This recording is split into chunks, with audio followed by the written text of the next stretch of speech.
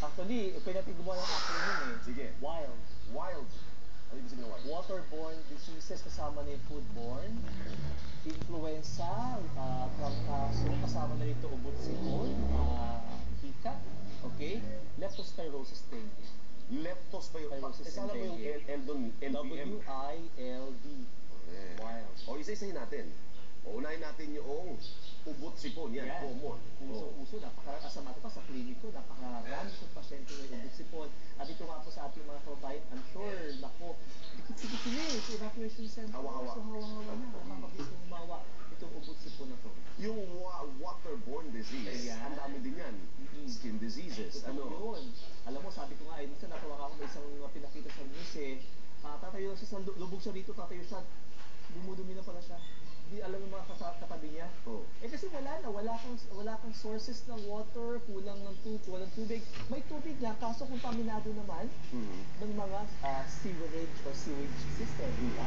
So, dapat po talaga meron po tayo pagagalingan ng malinis na tubig. Kung wala naman po, pwede tayo magpakulo. Eh kaso kung walang ilaw, walang filter area, paano ka magpakulo? Hindi, pero paano nga ba yan? Stagnant yung water. Totoo yun. Eh, doon sila umiihi, doon sila dumudumi. Eh, paano? Anong gagawin natin? Buti sana kung maraming tubig eh. Di ba? Eh, paano kung konti lang? Di ba? So, hindi ka talaga makakapaglinis ng iyong sarili. Lubog sa baha, sabi mo nga, alipo nga. Di ba? At foot, di ba? Kaya dermatitis, eczema, napakarami pong sakit na pwedeng makuha. Puntahan natin yung L at D kasi ito po yung malala leptospirosis, nakamamatayan daw, di ba? Paano ba natin makukuha din? Mag-ihi ng daga, Siyempre, hayop, ano? lubog ka eh. Di ba? Sa baha, so yung mga kontaminado ng mga ihi ng daga, lalo na kung may open wounds ka, napakadali mong pasukan itong mga leptospirosis. Totoo ba na kahit wala kang sugat, posible ka pa rin magkaroon ng leptospirosis? Saan papasok doon kung wala namang butas? Totoo yun. As a matter of fact, nung ako nga po yung nagkitraining ng infectious sa Lazaro Hospital may pasyente ako na babae hanggang dito kasi hanggang baywang ang tubig eh. Doon pala pumasok sa kanyang kasarian.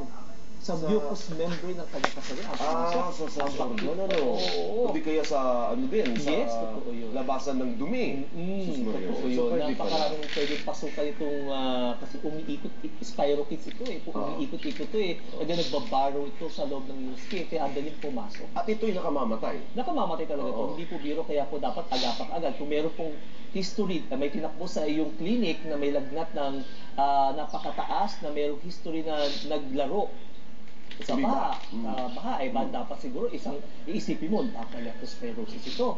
Biglang nanilaw ang pasyente. Talagang jaundice. nagkaroon ng problema sa pag-ihi. Much more na dapat mong isipin ito yung leptospirosis. Tapusin natin yung D kasi may wild yun may letter D bago yung iba pang skin diseases. Dengue. Ang sabi ng iba, yung dengue po na lamok, ay hindi na mamahayan sa marumi, maarte yung lamok na yan eh. Totoo yun. Medyo marumi yung tubig, bakit Pero may dengue marami dyan? kasi, hindi mo na alam na kung saan yung mga stagnant waters eh, kung saan ang yung lupalop eh. Meron nakaimbak na sa drum, sa tires, kung saan ang lupalop yung mga tubig niya, hindi mo alam kung saan pwede mamugad yung mga lamok, di ba? Eh yung lamok, hindi mo alam kung may dengue ba, may malaria ba yan. So, di ba? Kaya dapat po talaga, wala tayong choice, talaga andyan pa rin yung baha eh, di ba? Kaya dapat talaga, pagka nilagnat ang pasyente, isa sa i-consider leptospirosis o dengue fever tinatawag po natin. Paano yan, Doc? Yan daw ay tatagal. May mga nagsasabi, baka abutin ng buwan. Ganyan ang sitwasyon. Eh, siyempre dahil uulan pa eh. Totoo yun. O, paano? Anong pinakamaiging gawin dyan? Importante, palakasin ng resistensya. Dapat maging vigilant ang pamilya. Pagka meron po nilalagyan sa ating pamilya.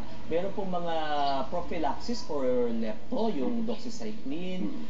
Meron naman po tayo mga health centers na malapit. May mga medical missions na pwede po nating agapan para po makapagpatingin tayo sa ating doktor. Ano ba yung mga skin disease? Kasi siksikan po tayo sa evacuation center. Ano po, yung iba, ang galis ba'y nakakahawa? Totoo, oo. Kasi Nakakahawa ba galis? yung galis pwedeng bacteria, pwedeng fungal, di ba? Eh, dabi-tabi kayo. Magkakayakap pa kayo, di ba? So, pwedeng yung damit mo na ipahiram mo doon sa kabila. Di ba? Yung tuwalya mo na yung tuwalya, wala akong tuwalya. Pwede mo na pagamit sa kabila. Fomites, sa tinatawag po natin. So, talagang madali pong dumami yung mga kaso po ng mga galis, mga buni, alipunga, yan pong mga eksema, napakadali pong maihawa. Babalikan ka pa namin, Doc, ha? At napapag-usapan po natin yung mga sakit-sakit ngayon dahil po sa bagyo at baha, Doc.